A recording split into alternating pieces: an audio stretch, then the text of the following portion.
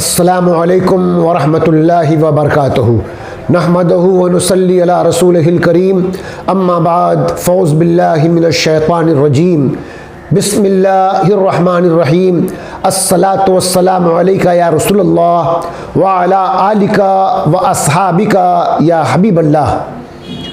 कुरान शरीफ में गुज़श्ता अंबियाए कराम अलैहिमुस्सलातु वस्सलाम और उनकी उम्मतों का वाक़या बयान किया गया है ताकि उम्मत मुस्तफ़ा सल्लल्लाहु ताला अलैहि वसल्लम उन वाक़यात को पढ़कर सुनकर उनसे ईमान को मजबूत व मुस्तहकम करें।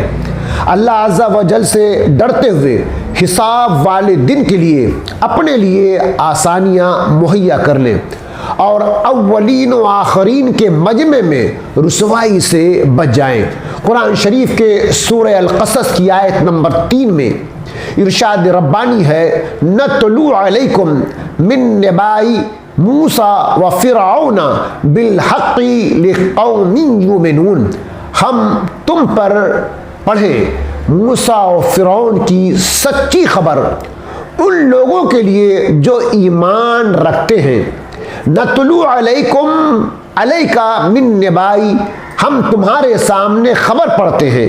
इरशाद फरमाया कि ऐ प्यारे हबीब सल्लल्लाहु ताला अलैहि वसल्लम, आपके सामने हज़रत मूसा अलैहिस्सलातु वस्सलाम और फ़िरऔन की सच्ची खबर उन लोगों के लिए पढ़ते हैं जो ईमान रखते हैं। यहाँ ईमान वालों का बतौर ख़ास जिक्र किया गया कि यही उन वाक़यात से हासिल होने वाली नसीहत को कबूल करते हैं। नीज़ याद रहे कि इस सूरत से पहले 19 सूरतों में हज़रत मूसा अलैहिस्सलातु वस्सलाम का वाक़या जिक्र हो चुका है और इस सूरत के बाद मज़ीद 17 सूरतों में आप अलैहिस्सलातु वस्सलाम का वाक़या मज़कूर है। इतनी कसरत से आपका वाक़या जिक्र करने की एक वजह यह बयान की गई है कि अरब में हज़रत मूसा अलैहिस्सलातु वस्सलाम और फ़िरऔन के वाक़यात ख़ास व आम में बहुत ही मशहूर थे और इन वाक़यात में बनी इसराइल ने बहुत सी गलत बातें मिला दी थी। इसलिए अल्लाह ताला ने ये वाक़यात कुरान करीम में जगह जगह मुख्तलिफ तरीक़ों से बयान किए ताकि इसके गलत और सही पहलू एक दूसरे से मुमताज़ हो जाएं। कुरान करीम को पढ़ने वाला और इसको समझने वाला और जो पढ़ने और समझने पर कुदरत नहीं रखता, अगर वो सही मुस्तनद पढ़ने और समझने वालों की सोहबत में शामिल हो जाए तो इंशाअल्लाह ताला वो कभी गुमराह न हो पाएगा।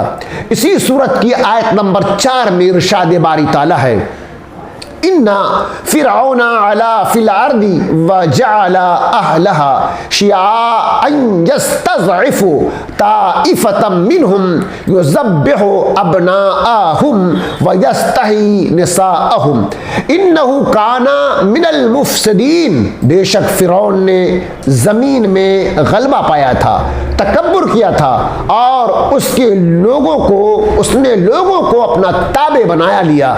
इनमें एक गिरोह को कमजोर देखता, उनके बेटों को ज़बह करता, उनकी औरतों को जिंदा रखता। बेशक वो फसादी था। इन्ना फ़िरऔना अला फ़िल अर्दी, बेशक फ़िरऔन ने ज़मीन में तकब्बुर किया था, यानी मिस्र की सरजमीन में फ़िरऔन का गलबा था और वो जुल्म व तकब्बुर में इंतहा को पहुंच गया था, हत्ता कि उसने अपनी अबदियत और बंदा होना भी भुला दिया था। फ़िरऔन ने मिस्र में रहने वाले लोगों के मुख्तलिफ गिरोह बना दिए थे और उनके दरमियान अदावत और बुग़्ज़ डाल दिया था ताकि वो किसी एक बात पर जमा न हो सके, हत्ता इत्तेहाद का कोई तस्वुर ही बाकी ना रहे। और उसने इन दो गिरोहों में से बनी इसराइल को कमज़ोर और अपना खादिम बनाकर रखा हुआ था।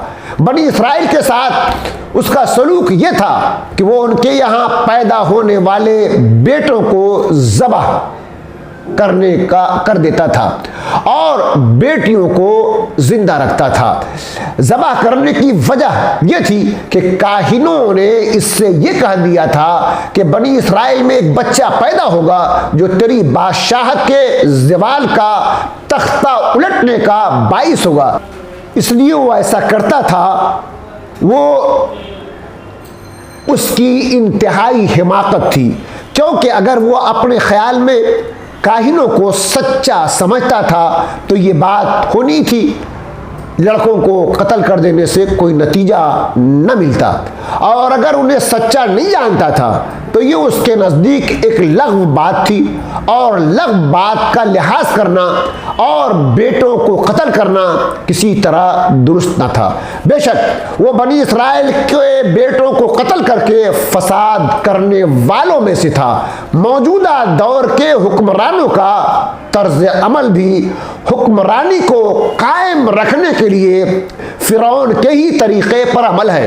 हुक्मरानी कायम रखने के लिए रियाया को मुख्तलिफ गरोहों में तकसीम कर देना और उनमें बाहम बुग़्ज़ व अदावत डाल देना फ़िरौन जैसे बदतरीन काफिर का तरीक़ा है। और देखा जाए तो यही तरीक़ा हमारे दौर में भी राइज है। मुस्लिम और गैर मुस्लिम दोनों तरह के हुक्मरान लोगों के मुख्तलिफ मसाइल में उलझाए रखते हैं ताकि लोग इन मसाइल ही से ना निकल पाएँ और उनकी हुक्मरानी कायम रहे। और इस तर्ज अमल के नतीजे में इन हुक्मरानों का जो हाल होता है वो भी सबके सामने है। अल्लाह ताला इन्हें अक्ल सलीम और हिदायत अता फरमाए। हम जुमला मुसलमानों को तो चाहिए इन वाक़यात से सही तरीक़े से दर्स और नसीहत हासिल करके कम से कम अपने अपने तौर पर अपनी इस्लाह कर ले। वाखिर दावाना अल्हम्दुलिल्लाहि रब्बिल आलमीन।